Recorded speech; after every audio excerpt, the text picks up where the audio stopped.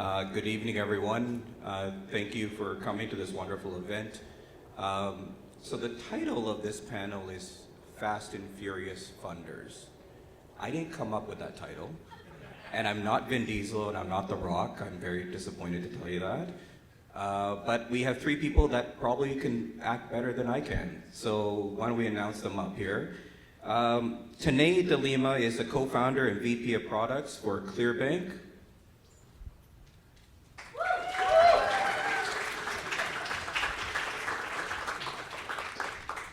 Jotun Honda is the Director of Finance for Espresso Capital.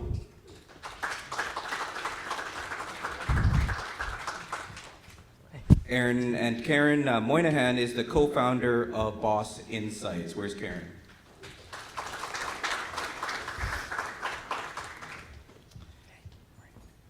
Thank you very much, everyone, for being part of this panel. I'm sure all of our attendees here are intrigued about kind of, where you play in the space and certainly learning more about your company, and more particularly how this space is actually evolving. It's evolving pretty quickly these days, eh? So why don't we start off with some introductions? Perhaps if we can start off with Tanae. If you could just introduce yourself as well as what Clearbanc does, that would be great. Sure. Hey everyone, thanks for having me. My name is Tanae De Lima. I'm the co-founder of Clearbanc. I run product and operations there. Clearbanc is the fastest and the most affordable way to fund the growth of your e-commerce brand, direct-to-consumer, or digital goods companies.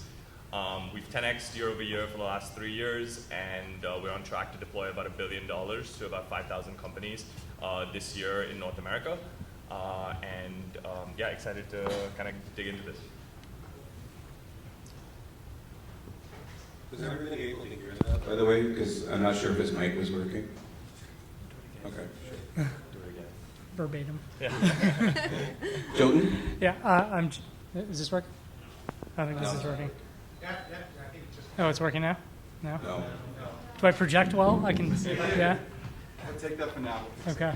Is this better? That's better. Okay. Hi, everyone. My name is Jotun Honda. I'm a director at Espresso Capital. My role is a bit of a mixed bag, as you'll find in most earlier stage, high growth lending shops. I'm aware of multiple hats. I focus specifically on corporate finance, corporate development initiatives, as well as capital raising, and then liaising with our credit and underwriting team on portfolio due diligence, so the full spectrum from end to end. Espresso's been around since 2009, but really we've rebranded and had a new management team in 2015, 2016. Is when we started to really turn the corner, and since then we've been recognized as the most active and amongst the largest independent non-bank venture debt lenders in the country. You can think of us as so we lend directly to high growth technology companies in North America. You can think of us more as a junior layer, mezzanine layer of debt to really fund the growth, either as a complement to equity financing or as a supplement to equity financing, typically subordinated to senior bank debt, or in other situations we will be the senior lender for companies who don't have the opportunity to take on cheaper senior financing. Go ahead. Hey everybody, I'm Karen Moynihan. I'm the co-founder and CEO of Boss Insights. Boss Insights is a big data and AI tech platform. We accelerate lending approvals from months to minutes, and our platform supports financial institutions that are looking to gain access to the digital lending industry, which is a $600 billion industry. How we support them is by offering a platform which accelerates lending approvals, and it does qualified lead generation, real-time risk assessments, and ongoing portfolio management. Great, thank you. And just to round out the introductions, my name is Karnjit Bugra. I'm a managing director at Deloitte Corporate Finance. I am not particularly in the venture debt space, so I'm not as interesting. But we at Deloitte Corporate Finance have had the pleasure of working a lot with the specialty finance sector, having a lot of clients from the CLA membership, so we're fairly active in the space. So why don't we just jump right into it. In your introductions, Tanae, Karen, and I believe Jotun, you also touched a little bit on speed. So maybe we can start off there, and keeping with the theme of Fast and Furious. Why is speed so important in how you operate your business? Maybe we can start with Jotun. Yes, so we've developed our reputation on being fast, fair, and flexible, which are really important core tenets of our values. We're different in the marketplace, and a real competitive advantage of us is that we can fund from term sheet to funding, or go from term sheet to funding in as little as 10 business days. Sometimes sooner, but typically within 10 business days. And why that's important to us is that when you look at traditional financiers, not all financiers, sometimes they can take up to 3 months, 6 months to even get a deal closed. And so the importance for us to be able to go to market with our approach and speed really allows entrepreneurs to focus in on what's most important to them and what they're good at, and that's scaling and running their business.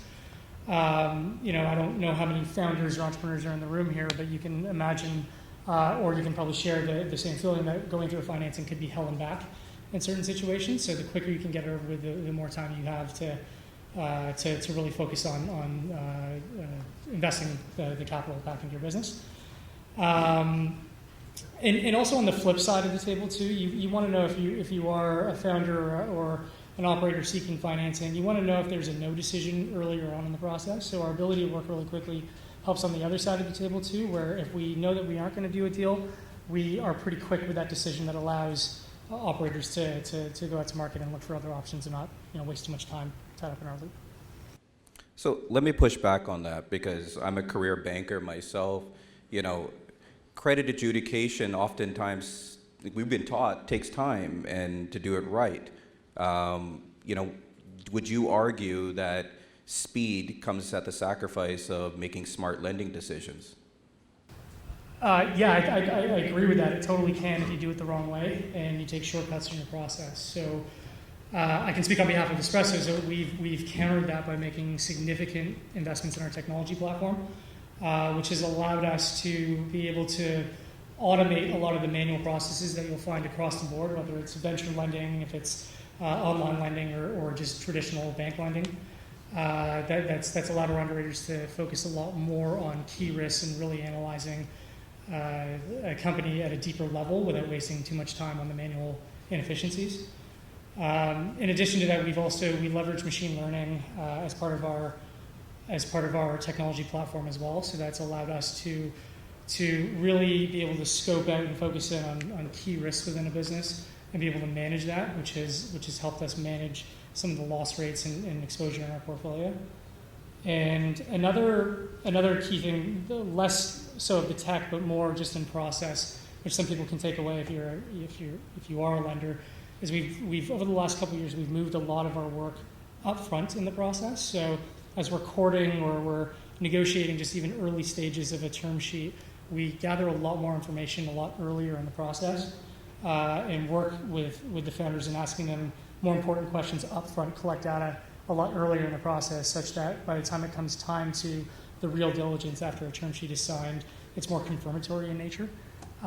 So all of that combined together has allowed us to, I'm proud to say that we've been able to mitigate loan losses to amongst an industry best of near 10 basis points per annum, which is less than 1% cumulatively since inception.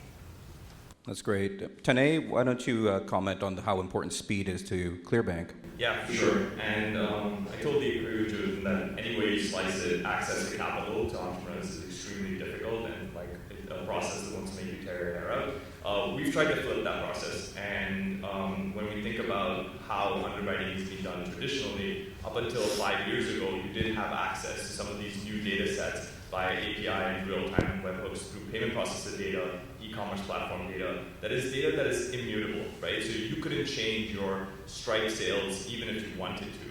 So we could trust that data is verified and that we do not need redundant sources of information to be able to manually verify some of those risks associated with that.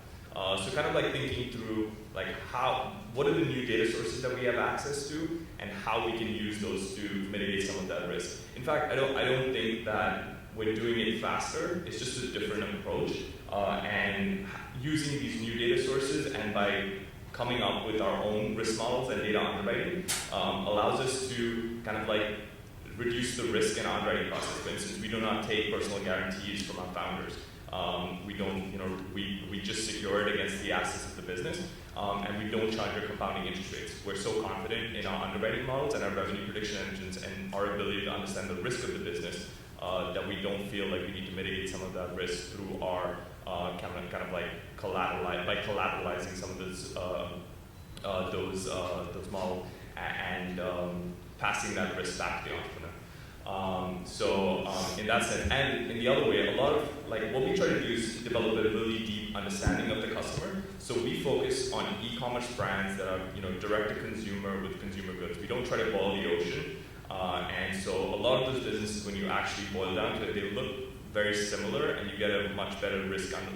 Our models will not translate into professional services, for instance, but we feel like we have a really good understanding of the e-commerce market and something we want to double down on.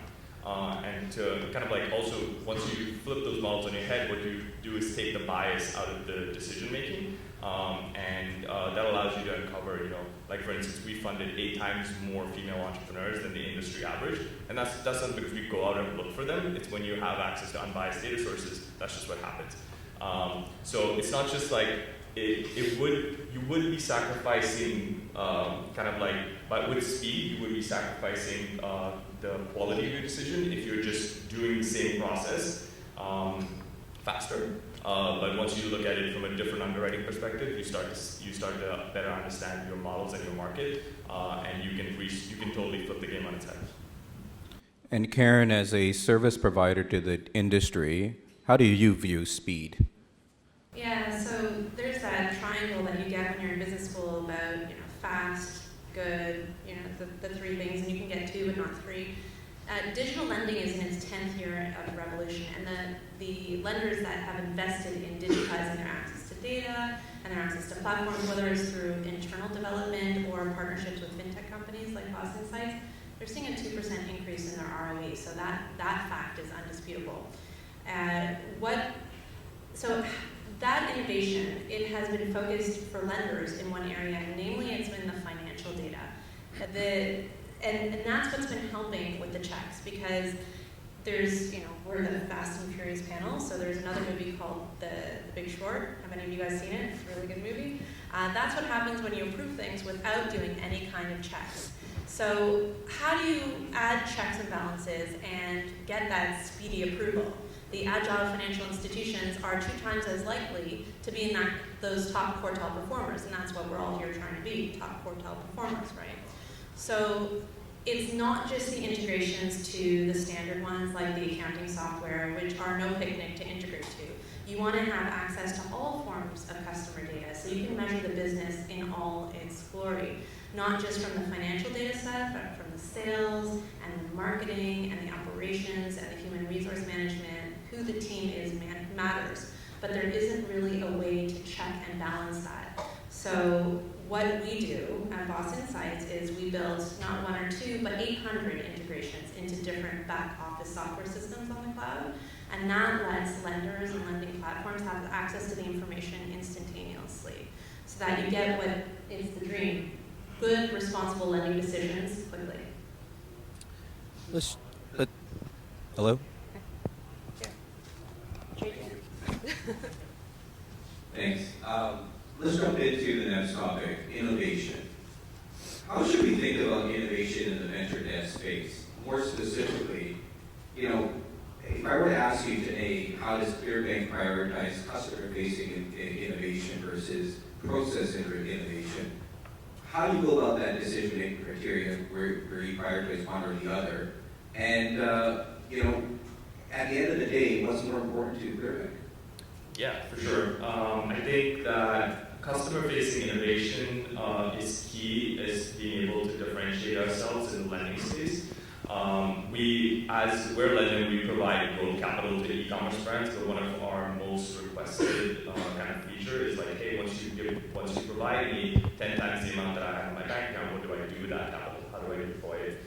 So we built some really powerful machine learning AI technology that's able to underwrite businesses and assess risk, and also really get a better sense of marginal ROI. Where should I spend my next dollar? Should I spend it on Facebook, or is that channel saturated? Or should I double down on, invest in a new channel and diversify my marketing mix by investing in one of these new platforms like Snap or TikTok? So focusing, at the initial stages, I think customers look at a lender along three kind of pillars. One is, how much work do I have to do to access the capital? Do I need to write a business plan? Do I need to fly to San Francisco? The other is what's the cost to me? What's your APR? And the last is, how quickly can I access it? But once you take it one step further, it's like, hey, we can also provide you value-added services and help you deploy that capital in order to grow your business. That's when you start to really own that customer relationship. And we've invested very heavily over the last year in building out customer-facing applications to help our customers be more successful. And at this point, it's really table stakes, the process innovation, to be able to pull in some of these data, like the accounting software. That it's not easy. It's really hard to build those pipes in and kind of get access to that data in real time. But as you start to build out these process innovations, the next step, and I think the next step for lenders, is how do you really own the customer relationship and be that trusted advisor in their pocket, so that they can use, in addition to the capital, they can also trust you with the advice they need in order to grow their business. I've had the personal luxury of getting to know Joe over the last little while, and I know Espresso certainly invests a lot in innovation. How are customers driving innovation at Espresso? How should we think about that? Yeah, I mean, I think it's at our core of our success that we've experienced over the last few years, is that we are very customer-centric with our approach to everything. And so something, I can boil it down to something, pretty simple for most people in this room to understand, and that's, if you've ever been on the other side of a loan, you know how brutal the documentation and compliance reporting can be. And so, going back to the earlier comment of our big investments in technology, part of that is connecting directly into the accounting software and the CRM software of our borrowers to be able to near real time pull in financial data.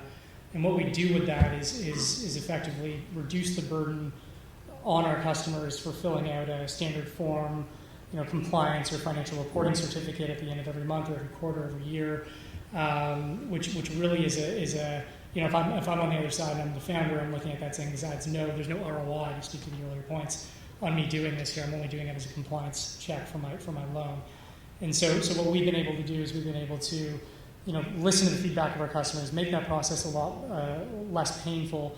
And it's a value add to us and a value add to our customers by allowing them to, as part of their regular monthly or quarterly close processes with their financial statements, they can sync that information up directly into our platform. We get the information they need. They do it at very minimal time and cost of resources in their organization. So, the high-level statistics of what that's done for us is in the old world of getting emails or PDFs or manual inputs on different URL platforms, we experience a compliance rate in and around kind of 40-50%, and we ourselves are spending a lot of time chasing down our growing portfolio and getting our borrowers to comply with their loan obligations. Since implementing the technology, connecting into our customer data, and putting a nice fancy UI on it, it's made the process a lot easier, and it's actually upped our response rate and compliance rate up to closer to 90% today. So it's been a huge windfall for us. Wonderful. A lot of what you previously talked about is on analytics, so maybe we can shift into that. I had something sure. Please. Sure. Is it Oh, okay if yeah, I- sure. Sharing here today. So your question is really a hot topic. Was anyone in this room at Affinity about a month ago? Was it just me? It was fellow Affinivator, woohoo. Okay, so that is a warm room, and I say that very sarcastically. You're out there, you're on the main stage, there's 2,000 people. I was the person presenting on the second day, right before the 2:45 coffee break, so right in the slump of the afternoon, and I say, "What's up, New York?" And New York is quiet. Just get through your demo and let us get our coffee. But after, people approached me, and one of those people was from a bank that everybody knows, and it's meant to be a tech advanced bank. And they said to me, this is a real story, this happened about a month ago, Karen, I am getting so much crap from my clients. We're supposed to be technically innovative, and we're getting so much crap. but we are. And that's the truth. Banks that are supporting tech companies, like the people sitting right here, they have figured out ways to loan money to companies that are not ready for the traditional lending process. It makes them not have to dilute through equity, and it gives them these opportunities. But that's bank speak, that's lending speak, and there's a whole other language in business. And businesses don't understand about metrics and whatnot. They want these APIs and this integration and this AI-enabled technology, but they don't really know what they're asking for. They're just wanting the approval not in 3 months, not access to capital in 3 months. And so process is the translator between banks and businesses. And that's what we're talking about now. Many of the providers that you've heard of are talking with us to be able to provide those rails. We're basically like the building the railway station to get that information to them in real time.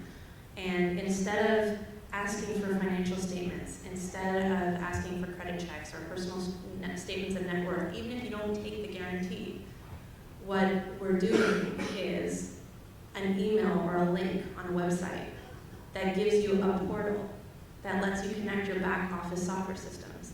And then the lender and the borrower sees the platform in real time. The borrower is in the position of knowing where they stand, and they understand what the banker is looking at. And the lender never again has to go and meet a data entry clerk and then give that information to the risk department. So that's how innovation and process can support revenue growth for the lenders that are using those rails today. That's great. You've mentioned data a lot, obviously, on this panel, and as along with your fellow panelists. Data is your world at the end of the day, Karen. It's been a hot topic for some time now. It's not just a buzzword anymore. I think it's fair to say that.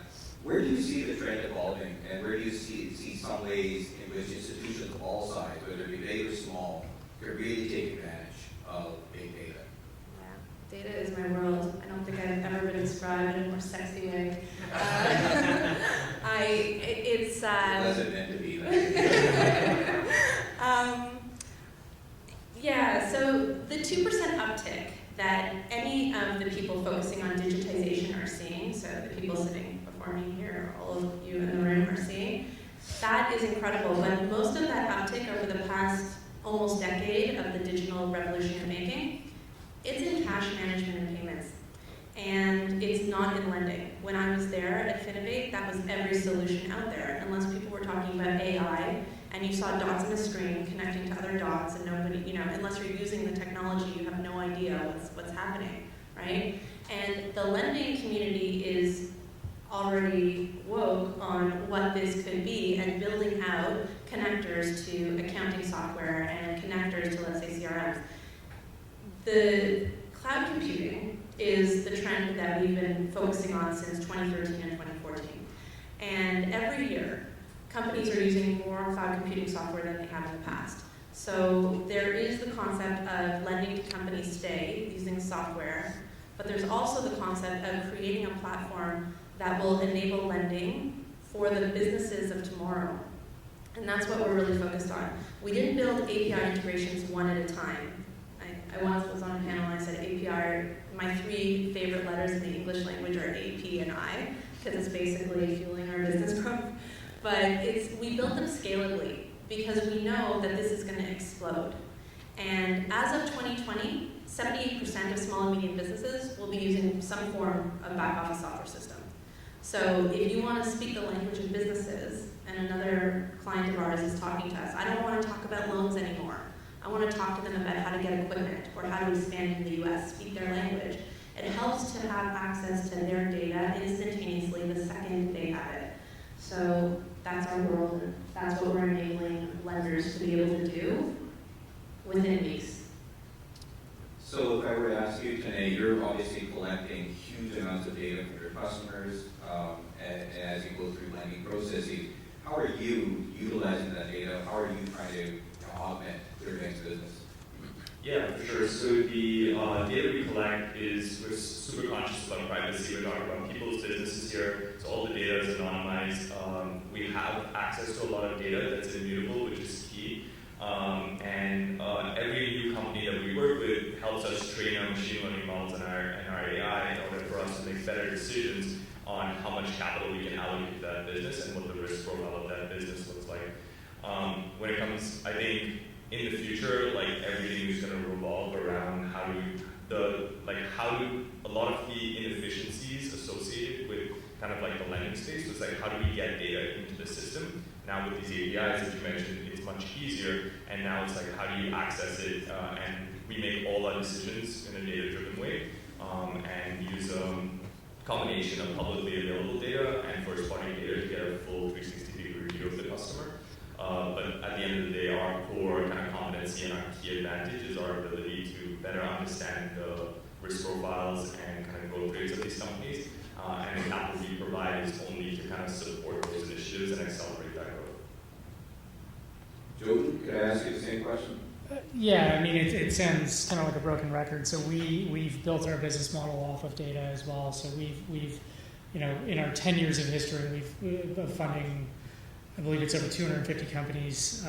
We've collected a lot of data, and so one of the initial, you know, when our current management group took over the business, there was data there, but we weren't making good use of it at all. And so in the last few years, we've really, you know, we've used a lot of resources. And we built, you know, going back to our proprietary tech platform in-house that we've been building. We've taken a lot of that data and we've used it to now build, you know, with our own data set, but also using public comparables to be able to benchmark, you know, data that we're ingesting on our current portfolio and future companies that we're looking at to really feed and train our algorithms and our models internally to help us make better, smarter decisions, to be able to hone in on specific risks, be able to find the mitigants and be able to manage them. So it's a super powerful tool. We are deep into it, and we're only getting better at it as we make more investments in that space. Wonderful. Today, Clearbanc has not made a secret about its ambitious plans. I don't think I go a week without seeing an article about how much money you're going to lend over a short period of time. And that's great. You're certainly making a splash in the industry. Tell me, what are the keys to achieving that growth plan, both on a macro and company-specific perspective? How are you going to do it? Yeah, we do have ambitious goals for the end of the year. We are on track. It's a beautiful thing once you find kind of product market fit within a certain vertical and offering, where you see consumers trying to pull it out of you, and now you're kind of just trying to sort of like deal with the demand. So our goal is just to deploy $1 billion to 2,500 businesses across North America. And the way we do that is, like, what we need to do is essentially make sure that everything is set up and we're on track to be able to do that. We've grown our business from 30 employees to 200 this year.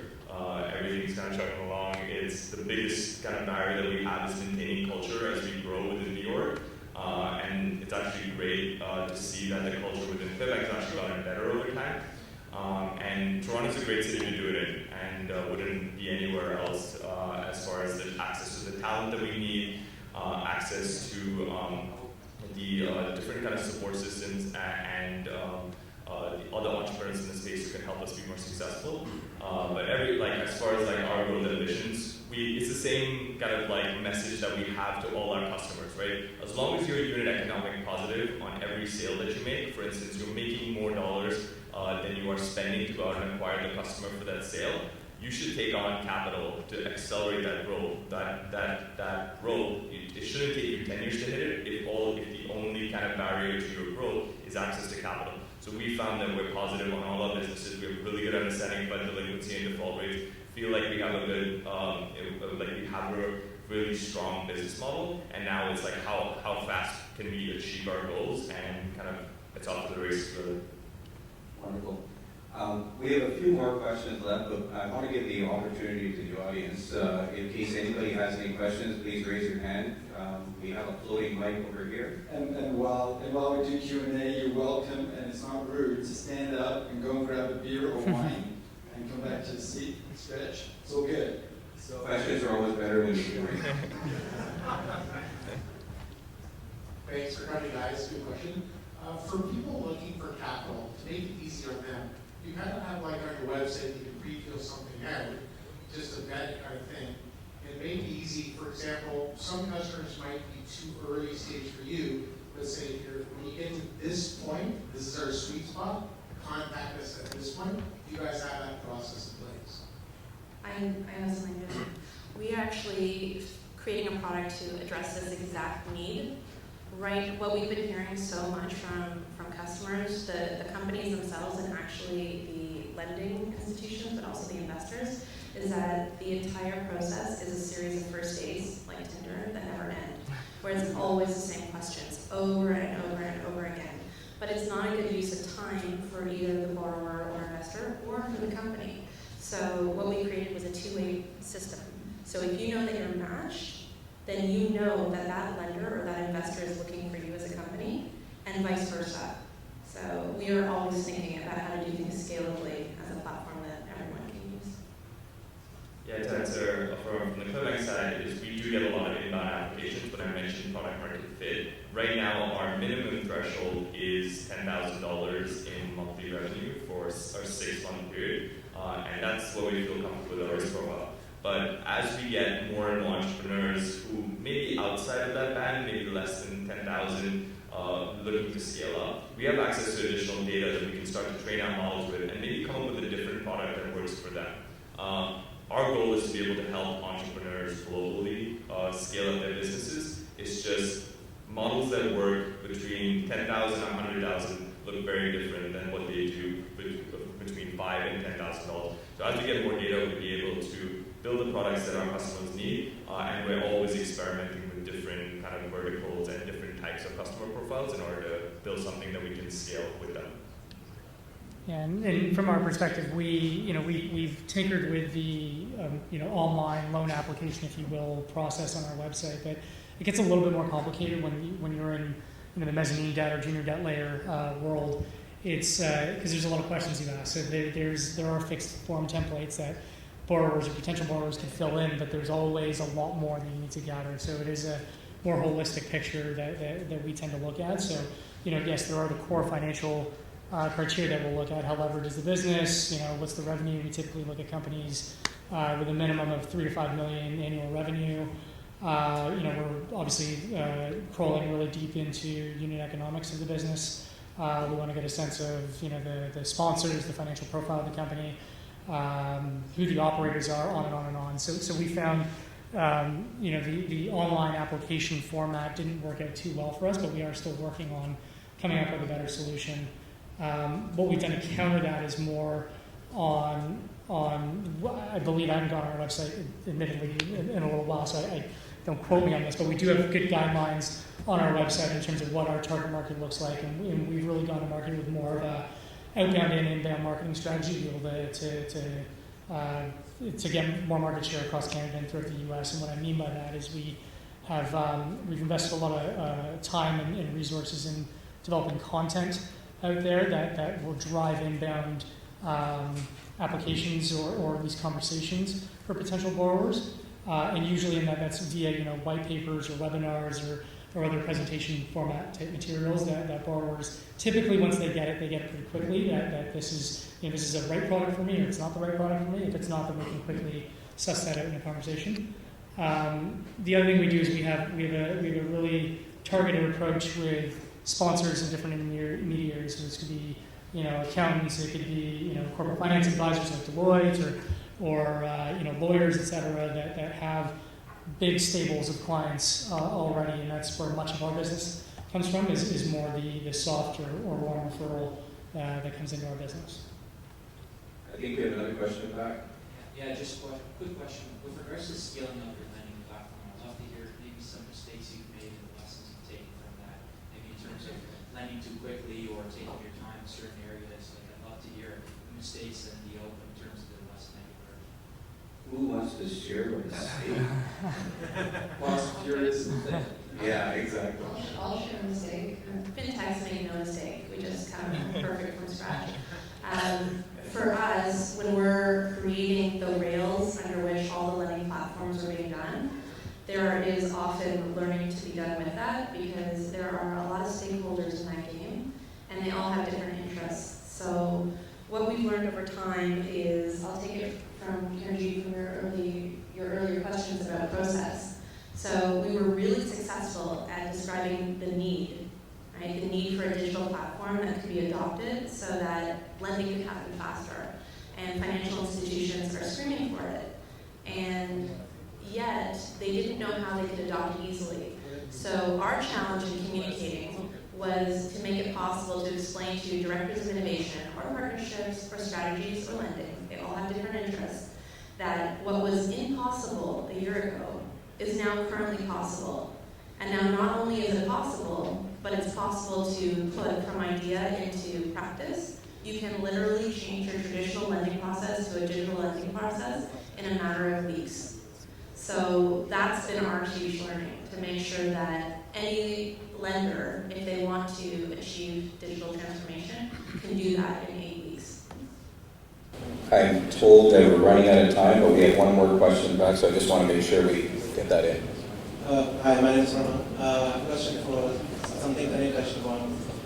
As a high-growth tech startup, if we are looking for some kind of lending, you said that personal guarantees is something you don't take, but collaterals are needed, and startups often do not have too much access to give us collaterals.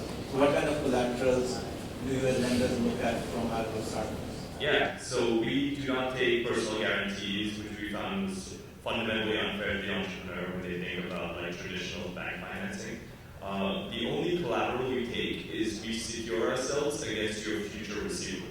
So we work primarily with asset-light businesses like e-commerce brands, direct-to-consumer, kind of like digital goods and things like that. So we see ourselves as complementary to venture capital, which is used to fund extremely high-risk 0-1 initiatives where the outcome is uncertain, but the payoff could be incredibly high.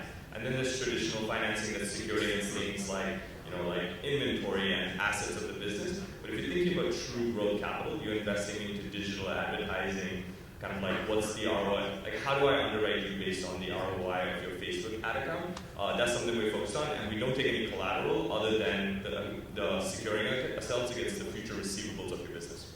Thank you. And I can add to that. We're similar in the sense that we don't take personal guarantees as well. This all actually spawned from even our data. We looked at it. We said if you feel the need to take a personal guarantee on a loan as part of your adjudication decision, you probably don't want to do that loan in the first place. So we've taken that mindset and we've run with it. And we I think as about 3 years ago or so, we stopped taking personal guarantees and not run into that. From a pure lender standpoint, what we do is we've made our bacon in being able to figure out how do you lend to companies without tangible assets. And so, I know there are some banks in here that have figured it out, but on a large scale, a lot of traditional lenders do not know how to face that environment and lend into it. And so, our way of doing it is obviously getting comfort around unit economics of the business, the sponsors in place, the runway of the business. Is this thing being run by the right people in the right way? Naturally, we do take a general security agreement on every company. We register security. We either say senior or junior, depending on the financing stack there. So typically, I just fall back on our adjudication is that if we can get comfortable around the risk and believe that we're backing a high growth company that can service the debt, we're all in on that. Okay, I think our panelists are getting jealous of all the people that are drinking over there. And so that concludes the Fast and Furious panel. Thank you very much to our panelists. Really appreciate it.